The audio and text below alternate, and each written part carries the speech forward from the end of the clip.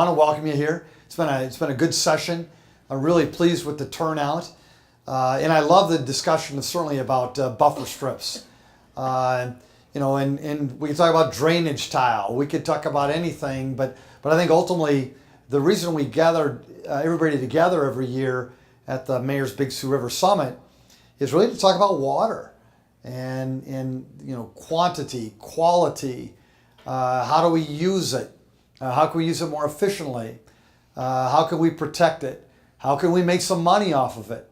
Like we're doing right here in Sioux Falls. I mean, to be brutally honest, I moved back to South Dakota from San Antonio, Texas. And guess what, folks? They make money off of that little tributary that's going through the middle of their town. And guess what? We're making money off of this river that goes through through the heart of our town. It's become a tourist destination. It's become a place where people, they want to live near it. They want to work near it. They want to sell stuff near it. And so, yeah, we're trying to make some money just like farmers and ranchers are if they're blessed to be, near a body of water. I found it interesting, the conversation that Kurt had to talk about in Minnesota, water's the enemy. They're trying to get rid of it so that they can farm, more.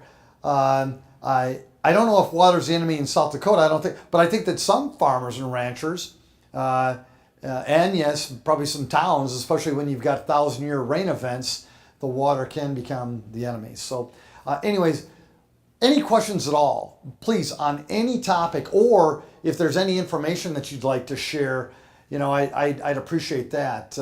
And Jesse, you've got a mic, and so anything at all, folks. It's going to be very short. We'll go right to the beer and the soda if you want. But yes, thank you. Jesse, you're going to have to be up here, buddy. Thank you. And you dress nice, so don't worry. Your mom's proud of you. Once Novotny bookings, do you ever envision the Big Sioux will get away from being its impaired status? They will ever get away from that title, and if so, when? Well, thank you. We talked about using the word impaired earlier this morning, and how, geez, we just don't like talking about bad news sometimes in South Dakota. The question is, do we ever envision having the Big Sioux not having an impaired status? I'm an optimist. I take the day that God gives me, and I want to think positively. So yeah, I do think that there is a really good chance that we can, impact the Big Sioux in a very, very positive way and improve the rating. At the same time, I'm a realist. Unless we really tackle some things with vigor, and we're not afraid to deal with the scrutiny that's going to come with it, I think the odds are going to be tougher. In a way, I wish Kurt wouldn't have left so fast. Kurt's still here, right? Kurt left. Okay. I wanted to ask, why did the governor say we're going to do this and do it now? My mind was racing, because I think I get some of it, as the mayor, I get 2 terms if the citizens are willing. And so you've got this 4 to 8 year period where you can kind of get stuff done. And then after that, then you kind of rely on the next leader or the next mayor or the next group of citizens. And so in a way, I think that you have to really do some things that are pretty aggressive if ultimately you're gonna make that happen. They are finding ground in Minnesota, and I think that Governor Dugard, over his 2 years as he serves as governor, I think he's going to find some common ground too, and that'll help our chances to improve the quality of the Big Sioux, as well as others, whether it be the Missouri River, or these creek beds, or these stock ponds or lakes that we really value in South Dakota. And thanks for coming from Brookings. Why did you come from Brookings? Because I've been interested in water quality. Yeah. Well, thank you. Thank you. We had the summit last year in Brookings, and our goal is to do the summit next year in Watertown. And Watertown actually has some different issues than we have in Sioux Falls. I mean, they've been battling water, they've been battling flooding and things like that, drainage for a long, long time. And we just did a year ago. We had a real flood in Sioux Falls, South Dakota. And so I'm really intrigued by the summit next year in Watertown. Thank you. Others? Yes, thank you. Okay, I was wondering if you could give us your opinion on the Minnesota 50-foot mandatory buffer bill. Yep. And second part of the question is if you think that South Dakota should maybe consider a mandatory 50-foot buffer bill in the future. Well, I am pro buffer. I am. I think that's pretty clear. I am pro buffer, but even like they're doing in Minnesota, I think they're struggling with what should the criteria be. Should it be 50 feet? Should there be a minimum? Should there be a maximum? In my mind, in South Dakota, we just need to get started. We need to kick it off. And I think that we're doing that with these conversations.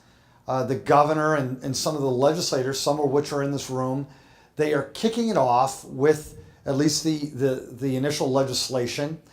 And already, though, you're sensing there's some people that are quite mad about even just bringing up the discussion, especially when prices of corn and prices of beans are going down, or the price of land, or those costs to farm or to ranch, they're still quite high.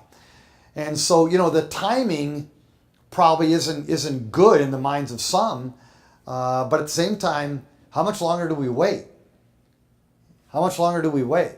Water quality isn't getting better in South Dakota. Not if we just leave it to its own. So yes, I am in favor of anything that we do in South Dakota that will at least start the discussion of buffers. But even like I said today, a 50-foot buffer from here to over there is one thing. I don't think that's going to go over well in South Dakota. I don't think it will. But why can't we get started? I had this I said 5 feet. And I know people, that's nothing. But you have to, this is South Dakota. This is South Dakota. We are very, very cautious when it comes to change. We don't like people telling us what to do. We despise mandates. We even struggle with laws and policies. We struggle with that as a state. But I do think we have to start somewhere. And I think if we educate more and more people in South Dakota about the values of buffers, just like we're doing here in Sioux Falls, I think that ultimately we'll win, and we'll make that happen. But we are an ag-based community. Sioux Falls is. That's our foundation. Yep, I said it right. For all you city slickers in Sioux Falls, South Dakota, we are an ag-based community. That is our foundation. And then, we throw banking on top of it, and retail, and healthcare, and research, and manufacturing. We throw that on top of it. So we really do have to care about things like prices of corn, prices of soybean, what will you get for a feeder pig, what is the cost of land right now, and all that stuff. So for some city slicker like me to mandate what we do to a farmer or a rancher, I think you have to be cautious, and I think that's what the governor and others are doing too. However, the governor was able to tackle things like education funding, and he did that. It took a lot of guts. It's something that we've been talking about for generations in South Dakota. He was able to tackle that with the help of some really good people on the team. One, for example, Deb Sohold right here from Sioux Falls. What you do is you start to communicate, then you compromise, then you find common ground, and then you get stuff done. They did that with education funding in South Dakota. I think we can do the same thing when it comes to protecting our water, including having these tough discussions about buffers as well. It's it was a really long-winded answer. But yeah, I would support the legislation. And I've said that publicly. I said, if the governor needs me in front of him, behind him, beside him, I'm there. Let me know. And that's the city slicker guy from Sioux Falls, South Dakota.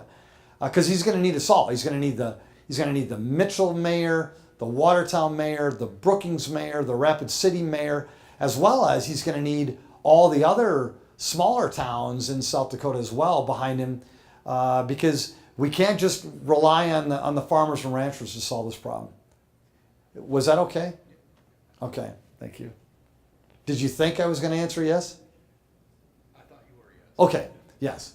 I really care about this stuff. Yes, thank you. Ken Madison from Watertown. Welcome. Upper end of the watershed. Up where we still have fairly clean water in the river, but I guess maybe somewhat more of a comment than a question, but I spent 10 years working for the Minnesota Pollution Control Agency Water Quality Enforcement. Came over to South Dakota, worked on lake and watershed projects throughout eastern South Dakota for the last 25 years. I think we've made a lot of progress, but it's primarily been voluntary. I think that at some point, if we're really going to carry out the Federal Clean Water Act, that at the federal, state, and local levels, we've got to get serious about doing some enforcement when it's called for. I think all of this information education is great, and the voluntary cooperation is great, but there are times, I think, when you got to lower the hammer on some people. We had a mess at Watertown at Lake Pesca, went on for 3 years. Within the city limits of Watertown, the official sponsor of the Upper Big Sioux River Watershed Project. I talked to the mayor, sent information to DENR and to EPA. It went on for 3 years. $11 million in 30 years of hard work by myself and a lot of other people, and the city of Watertown is letting dirt and other contaminants, nutrients run right in the lake. To me, it's totally uncalled for. It's absurd that something like that would go on for that long. There were 2 inspections by the DENR, 30-day notices, get it cleaned up. Twice, probably about a year apart. To me, that should not be happening. And I think that it starts with our cities. Our cities have the authority that's been passed down by the state from the EPA on stormwater runoff and things like that. And I think if our cities, local government doesn't start to get a handle on some of this, and the state doesn't either, I think that we're all in trouble. You mentioned you have a grandchild now. I've got 4 grandsons. You know, if we don't get on this, what are we going to leave to them in future generations? Well, I thank you for the guts in making those comments, because I think the one thing too that I've learned as mayor, and I'm trying to educate the people of Sioux Falls and occasionally the people of South Dakota, is that if you are proactive or try to do preventive measures with stuff, whether it be your roads, your sanitary sewer lines, your waterways, whatever, if you stay one step ahead of it, it's a lot cheaper than it is if you let it get too far behind. And we had the mayor of Mitchell here today. Is the mayor still here? With the mayor of Mitchell here today. I used to go fishing with my grandma Polly and my grandpa Victor there at Lake Mitchell. And just talk to the mayor of Mitchell. Right now, they've got a lake right in the heart of their town with all kinds of private development around it. And the lake is not in good shape. And now they're figuring out how are they going to tackle this beast because it's so expensive. And you got the Missouri River. I don't think the river is impaired so much in terms of its quality, but look at all the silt that's flowing into the Missouri River. I used to go fishing or boating, or I had a beer or two up by Springfield.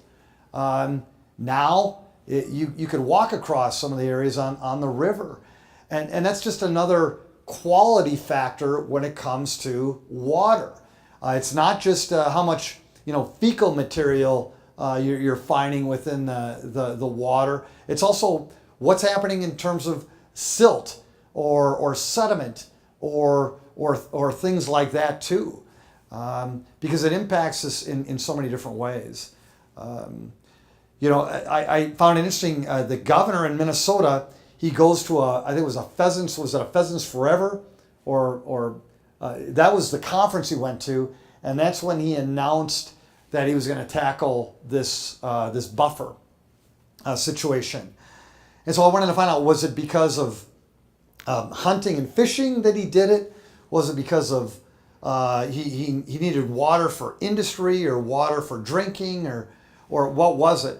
But I think in South Dakota we have to realize anything that we do to protect water or to create these buffers, to me, it's a win-win all the way around. Because we're going to have a lot more roosters and hens getting together when it comes to our pheasant population, and that's good.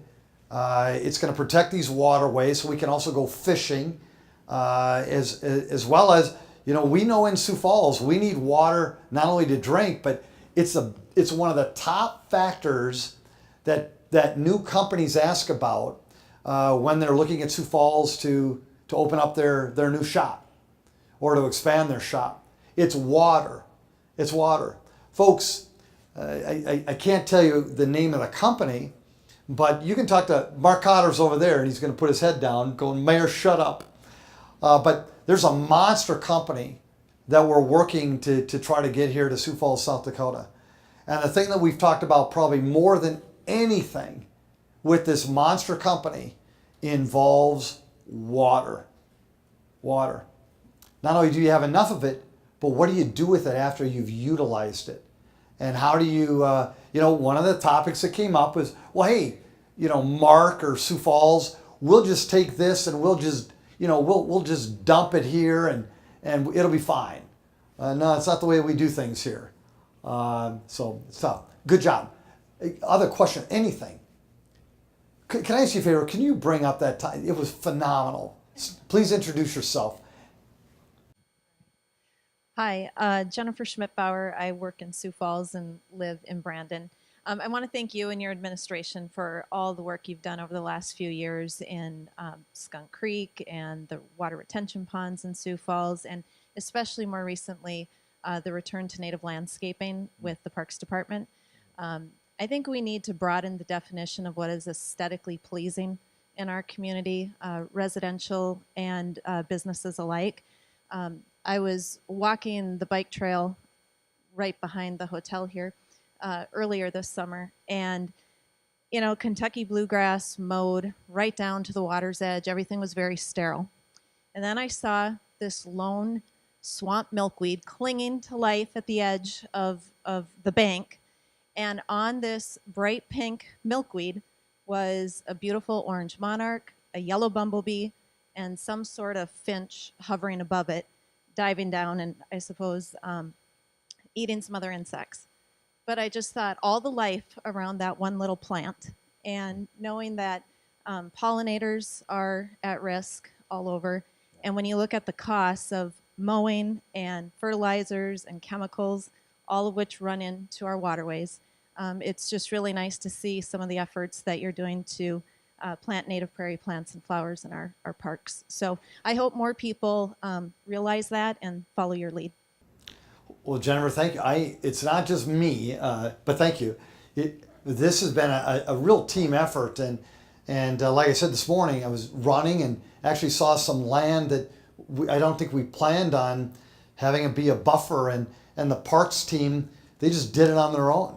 And that's the type of, that's probably why I was so excited about today. And speaking of Skunk Creek, the question about will there ever be a day when the Big Sioux River is not deemed as impaired anymore? speaking of Skunk Creek, I don't know if you made the announcement today, Jesse or Andy, but would you mind talking about Skunk Creek? I might leave that up to Barry, but it's looking at being delisted for total suspended solids in the 2016 Integrated Water Quality Report. So, Can you talk at a 7th grade level? basically, it's the dirt and mud that gets into the river. There's not as much, so the testing that's being done, it's less. So, it's potentially no longer going to be impaired for the dirt and mud that gets into that stretch. So, it's a start. And Jesse and Andy, I mean, Skunk Creek is that's a pretty important water, source for Sioux Falls. I mean, explain that to the people too. Yeah, Skunk Creek provides about 60% of the flow that goes through the city of Sioux Falls. So cleaning up Skunk Creek means cleaning up the Big Sioux River and better water quality that flows through the city of Sioux Falls. So that's one of the reasons we focus so heavily on it. And I'm sure most of you have attended presentations. There was a lot of presentations on Skunk Creek and the water quality and a lot of the work that's been going on there. Great job. Thank you. Other questions or comments? Anything? Oh, please. Oh, no. Love it. Thank you. Thank you. Thanks, Jesse. I'm a little afraid to ask this question, No. but wait, so Skunk Creek is then maybe delisted for sediments, but it's still impaired for nitrates and E. coli. Yes. And I was wondering, we invite the community to come down and use our waterways, but they're not really aware of the E. coli levels and that they shouldn't go in the water. Are you opposed to perhaps posting some, instances maybe in some kind of interpretive signs that even though this is a great place to sit and maybe kayak, but maybe we should be more educating more on the E. coli issue? I think that's a very fair question, and the question was, hey Mayor, even though the water may be getting better from a sediment standpoint, there's still E. coli challenges with the water, and that's certainly not good for anybody that in terms of being in it or getting it on your skin. It's not good. So the question was, would you be opposed to putting up some signage that says, hey, stay out of the water type thing? It's such a challenge because, and I hope this makes sense, but we had 2 beautiful people that passed away at our falls, and so we immediately had people said, hey Mayor, you got to put a fence around the falls. Or you got to put up more signage that says "Stay out of the water" or "Don't go into the falls." What we try to do is we try to educate people about what's probably appropriate with our Big Sioux River. One way to do that, I guess, would be to put a sign every quarter mile or whatever. But we're also trying to be aesthetically pleasing, and so it's that fine balance. Don Kearney and Dave Fisher and the parks team. That's the last thing I want is a bunch of signs on within their beautiful parks. Mark Cotter. Mark is one of the biggest advocates for these filters, but at the same time, he doesn't want a bunch of no-mow signs explaining to people why we didn't mow, because he doesn't think that that's aesthetically pleasing, and I agree with him. But at the same time, could the city do a better job to educate not only our citizens but also visitors to our town that we don't recommend swimming in the river? I think we could. I just don't know how to do it. I don't know how to do it. I mean, we're human. Well, we just want to do stuff, and I remember you folks know me as mayor pretty well. I'm a fairly independent guy, and I was one of those boys that got into trouble when I was younger. And if somebody told me not to do something, I did it anyway. I jumped off the bridge in Yankton all the time, or I did this or I did that. And I knew it wasn't the right thing to do, but I did it. So But I do think do you have any ideas on how we could do it other than putting up signs? I do think people should be educated, but something else that has come up about in the Flint, Michigan issue, even though that's that's a drinking water issue, one of the the other way, is the fact that communities and state governments, they had information that was withheld. And very good. So, you think down the line, is there a potential for something like that happening? That's very good. That's very good. We do have the information. We track the quality of the water. And Jesse, maybe you could explain that. We have the information at our fingertips in terms of we track that quality, those E. coli levels, for example. We do that all the time. But Jesse, I honestly don't know what would happen if all of a sudden they just spiked to, what would we do? Well, it's a really hard thing. An E. coli test is taking a grab sample of the water. You bring it to the lab to get tested. It takes 24 to 48 hours to actually get a result. So, you're not going to find out until 24 or 48 hours later. In a river system, that water's, 50 miles downstream. So you can kind of look at the trends. We know when we have a big rain event, those levels spike. That's one thing we always see. But we do have all the information on our website. As soon as we go out and monitor and get that data, we upload it on the website so you can see the trends of what's going on in the Big Sioux. But, that's the best we can do. That's just a sample that we have to take. That's the kind of how the lab procedure works. And like I said, that water is long gone by the time, you actually get a result for it. So, you had a question. Ma'am, did you have a question? Comment was, like LA, they have like smog levels. Maybe this is something that we could do if there's a high level for a long amount of time. Just announce it, and then, with it, just the caution and what to do if you are in it. Thank you. Thank you. Other questions? Yes, thank you. Please. We don't have a nutrient standard in South Dakota, so I just want to kind of set the record straight for that. So we don't have an impairment for nitrate.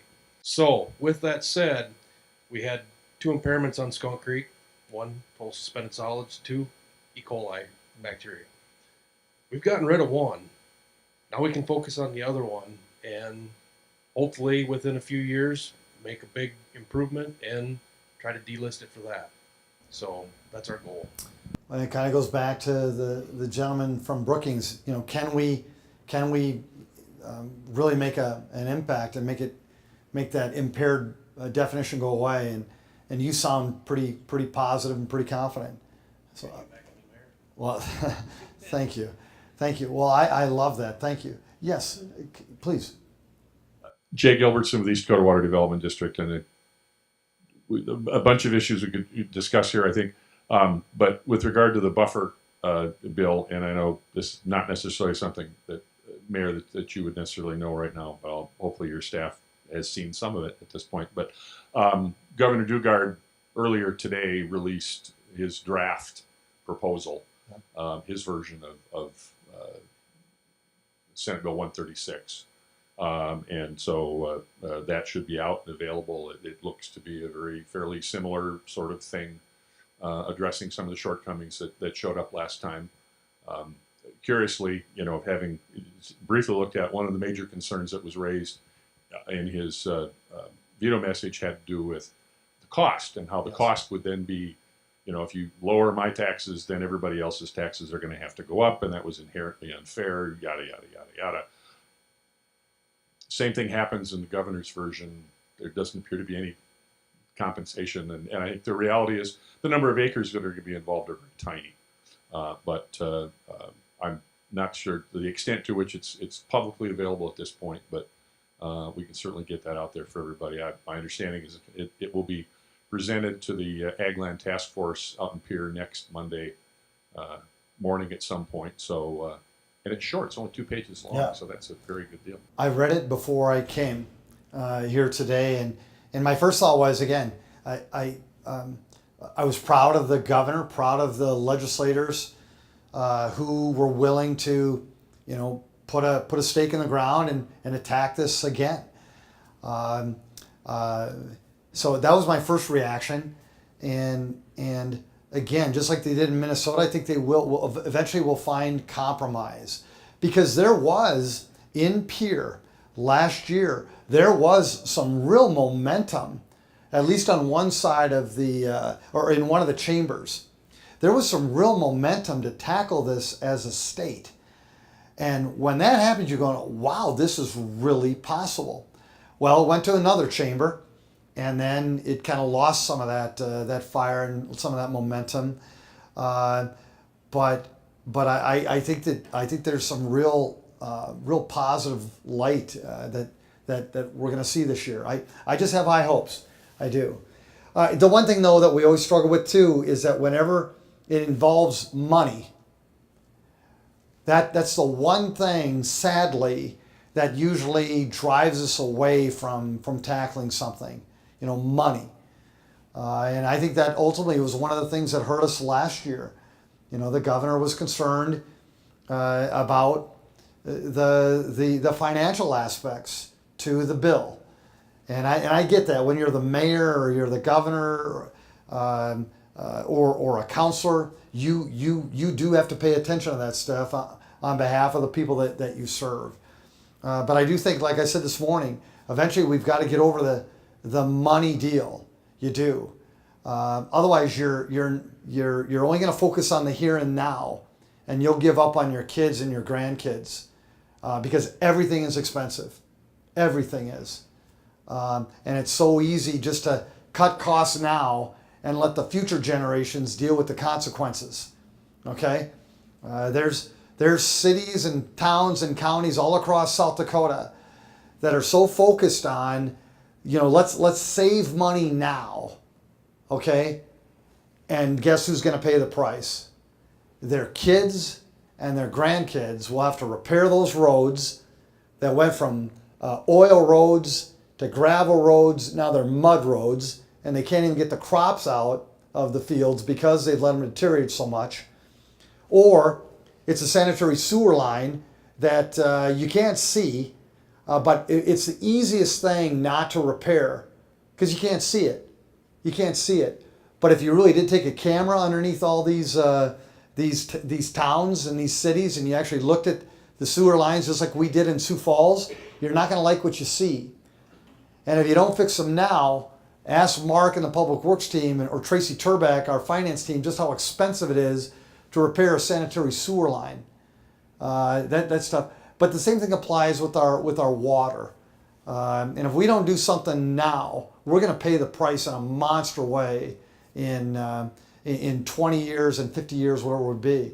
I found it was interesting. Kurt talked about in 20 years, they believe that they're going to make real progress. They're looking at 20 years in terms of the progress that they're going to make because of the bills and the leadership that they had. Here, we need to kind of do that same thing. What are we capable of? Not what are we what's going to be hard or what we're afraid of. Anything else? Come on, last chance. And it doesn't have to be for me. We've got some real experts here today. Any thoughts? Yes, thank you. Thank you. I'm Jack Majors, Chairman of the Moody County Conservation District, and we are the prime sponsor for the Big Sioux Watershed project. And one thing I want to impress on everybody in the room here is that, yes, we've made significant progress in the Skunk Creek drainage, as we've talked about. And there's been money invested by the city, by the federal government, through the 319 funding, as well as USDA dollars. But those producers put money into this project also that stepped up and put those practices in place. And we have to recognize that they are making their investment too. It isn't just everybody throwing money to the farmer all the time. And it's huge, because what's happened out there is that the producers that have stepped up and done the SRAM practice have actually gone out and helped sell it to the other producers that are stepping up now to do the SRAM practice and to improve the bacteria counts, reducing them in the Skunk Creek. So it's a win-win situation in that effort. Not all producers, unfortunately, but we are getting more and more producers coming in wanting to know more about the SRM practice and how it can be utilized in their particular operation. Can I ask you a cool question? Yes. I mean, you're in this thing more than almost anybody in this room. This is a tough one. So what should be the buffer width? What should it be? Like, and you heard the fights that they had in Minnesota, and I just want to get something started, you know. So I'm here, they're there. You're in it. You deal with you work with the farmers and the ranchers, the big city, the small town. You care about water as much as anybody. So if you were the king of you know, and you can make the decision on your own, how wide should that be? What should it be? Well, you can't put a one-size-fits-all situation in every site, because some sites are going to have 5% slope, and you're going to need more buffer that way, and the vegetation cover that's already on it. Now, if it's a flat floodplain, you know, you could probably get by with 25 feet or so, 25, 30 feet. I'm not a scientist when it comes to that type of an effort, but it will help create that buffer that's needed. Now, if you've got a 5% slope, you're going to need a whole lot more. And so it's going to vary site to site. And that's the part that the SRM practice offers us, is that flexibility. Barry and Matt, when they go out and talk with the producers about this, that's what they sit down and they actually negotiate with that producer. What are you willing to do? And if, you know, we've got our minimums that we want to set for, but if they're willing to give us 120 feet, yeah. If they're willing to give us 25 feet, well, okay, we'll consider it, but maybe you need to do this, that, and the other thing, and start asking them to do other issues that can help reduce the potential of any pollutants getting to the stream. So it's one size does not fit all.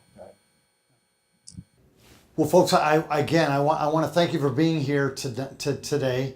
I really want to thank you for caring about this topic, water.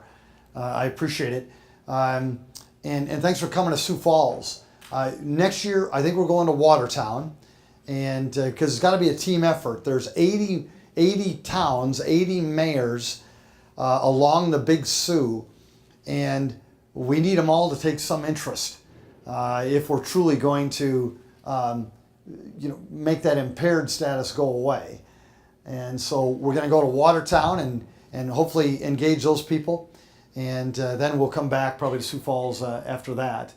I won't be the mayor at that time, but my gut says is that future mayors will care about this topic in Sioux Falls as well. So thank you all for being here today, and please join us for some refreshments afterwards as well. Thank you. Thank you.